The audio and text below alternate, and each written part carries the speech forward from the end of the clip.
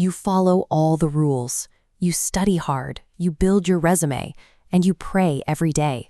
But 5 years go by, and you're still trapped in the exact same stagnant job hunt. Every application feels like it disappears into a void. Living in that kind of prolonged darkness takes a massive psychological toll. It breeds a quiet, heavy resentment. You start to feel betrayed by the universe, simply because our internal map of how spirituality works is pointing us in the wrong direction. We view our spiritual lives as a mechanical exchange. We drop prayers and good deeds into the slot, pull the lever, and expect a specific reward. But for many, that output pipe is completely severed. When the expected payout doesn't arrive, our inner peace shatters. We spiral into anxiety, convinced that either we are broken or the universe is ignoring us entirely. Ancient texts offer a different explanation. They call it prarabdha, the deeply entrenched destiny shaped by an enormous backlog of our past actions. What we call bad luck is a debt being processed, not a cosmic mistake. Demanding a specific material payout from a destiny we don't yet understand is the true source of the friction. The misery comes from trying to force a transaction that the laws of karma aren't ready to clear. To see how this invisible ledger operates, look at the historical account of the sage Vijayaranya. He wanted to provide a comfortable life for his aging parents, so he performed 23 massive, grueling spiritual rituals specifically to acquire wealth. Despite completing rituals that required reciting millions of mantras, his worldly circumstances did not improve. Every single attempt resulted in absolute material failure.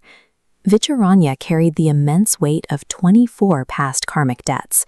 His rituals dropped onto the scale, but that heavy backlog prevented success. Yet his efforts worked unseen.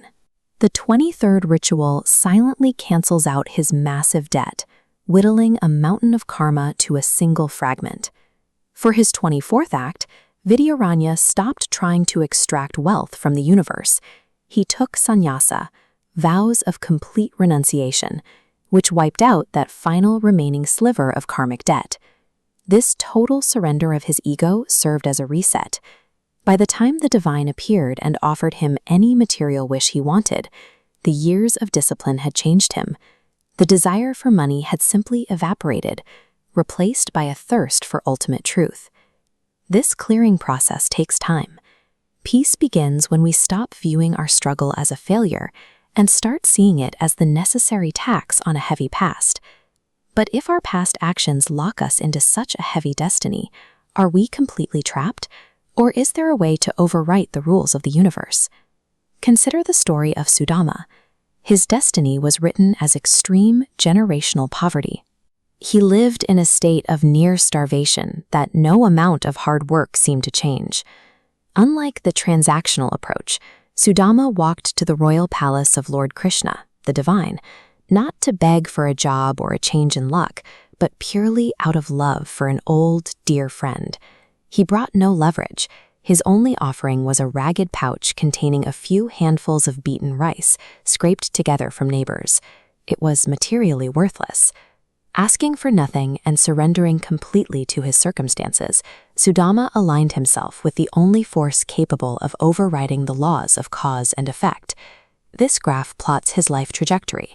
He was locked onto a path of destined ruin, Kshaya Shri, but his pure devotion invited grace to overwrite that destiny, transforming his path into Yaksha Shri, the infinite wealth of the gods.